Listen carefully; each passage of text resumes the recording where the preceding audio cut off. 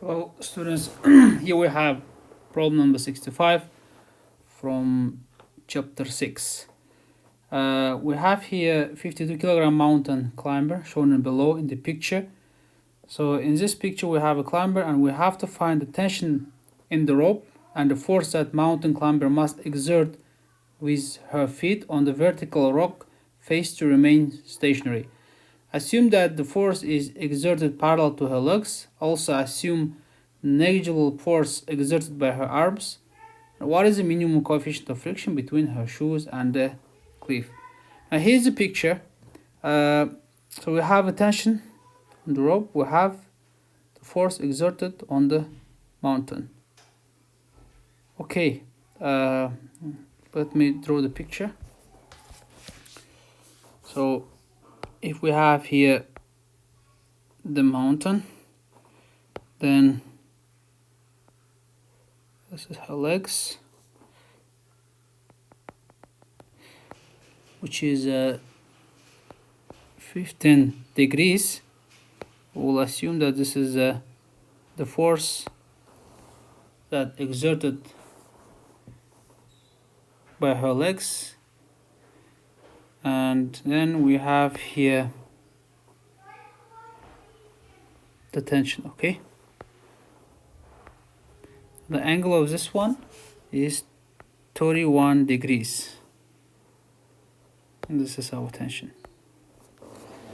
This is tension. Then here we have the weight of the person.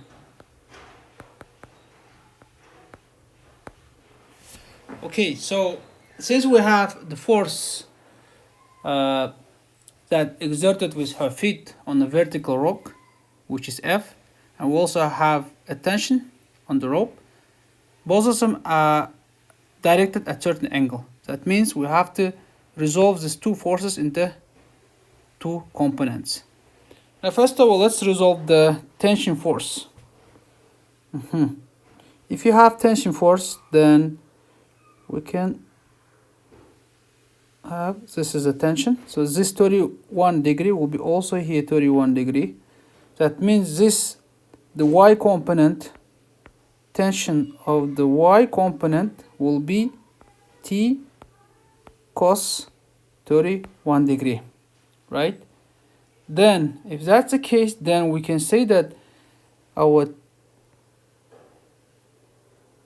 Tx component, so our Tx component will be equal to T sine 31 degrees, correct? Now what is left here? We have now the force that mountain climber must exert with her feet on the vertical rock. So that one can be resolved also into two components. So if you try to extend this one, which is F, right? So that F, this is our angle 15 degree. That means this F will be, this is a Fx, which is equal to F times cosine 15 degrees, right?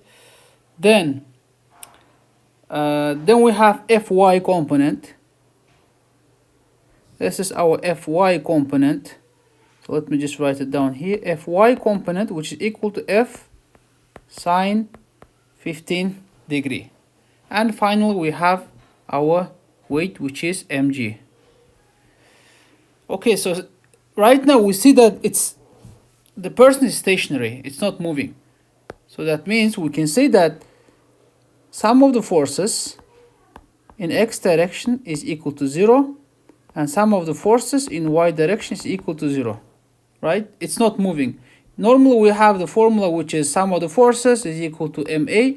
Since it's not moving, so therefore we can assume that it's 0. Okay, now let's write down sum of the forces in x direction. We'll have to draw a coordinate system. So this is our x positive and the positive y. Okay, so that means sum of the forces in x direction is equal to 0, which is equal to okay, so that means we can say that F cosine 15 degree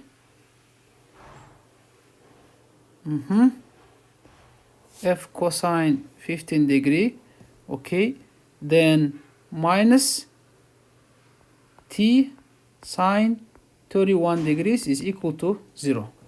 That means we can say that f cos 15 degree is equal to tension sine 31 degrees. Now we have to first of all find tension in the part A, right? So we will find it later on. Now let's write down, so this is, we call it a first equation. Now let's write down some of the forces in y direction. So as we know that it's stationary, so sum of the forces in y direction is 0. And we can also say that the tension in a y component, which is t cosine 31 degrees, then plus f sine 15 degrees minus the weight, which is equal to 0.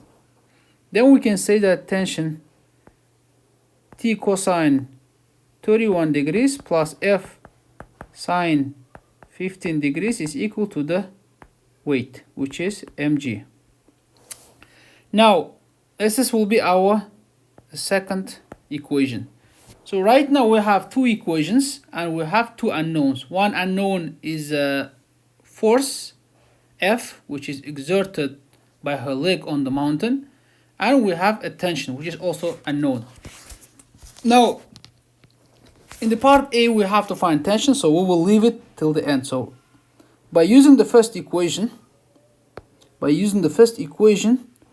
we can say that F is equal t sine 31 degrees divided by cos 15 degrees. Now you can calculate this one, which is sine 31 degrees divided by cosine 15 degrees, and if you multiply it by tension, so you will get 0.533 tension. Okay, let's keep it like this. Now then you can substitute this one, F first equation, into second equation. If you do so, what you will get? You will get t cosine 31 degrees plus 0.533 multiplied tension multiplied to sine 15 degrees, which is equal to mass of the person is 52 kilogram multiplied 9.8. Okay, so then you can just find your tension. Your tension will be equal to, so 52 multiplied 9.8, which gives you 509.6 newtons divided by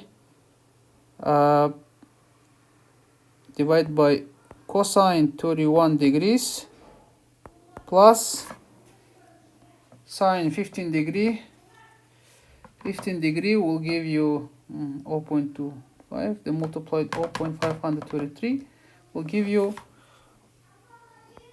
0.138. Okay, so now let's do calculation and find what will be our tension.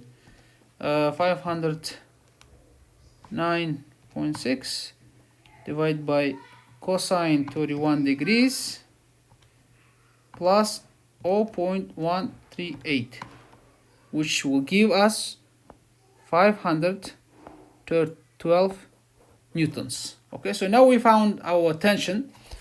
Now we can find what is the force exerted by her legs on the mountain, which is, we take tension and we substitute in the first equation and we can find the force, okay, exerted by her legs.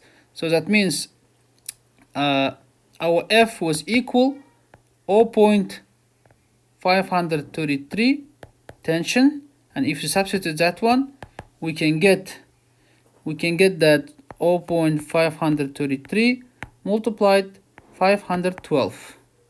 Okay, so our force will be equal to then multiplied 0.533. So we will get that our force exerted by her leg will be 273 newtons, right? Now, then how can we find the static friction? So the static friction, we know that the force exerted by her leg, which is this component, was equal to Fx was equal to F cos 15, right?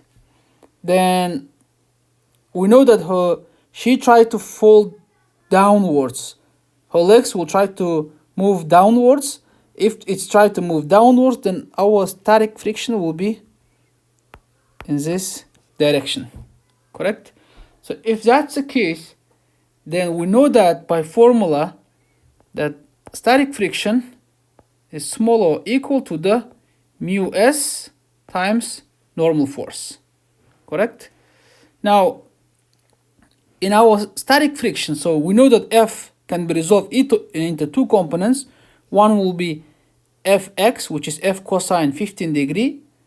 Then we have F can be also resolved into y components. So Fy component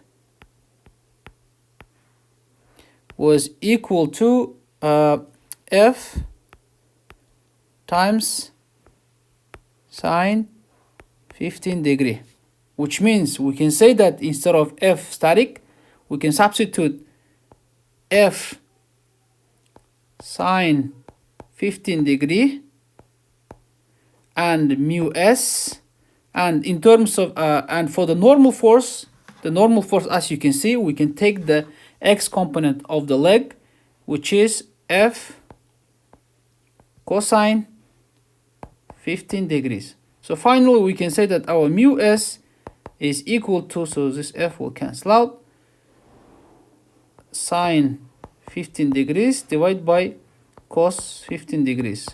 Or in other words, tangent 15 degrees. Tangent 15 degree will give us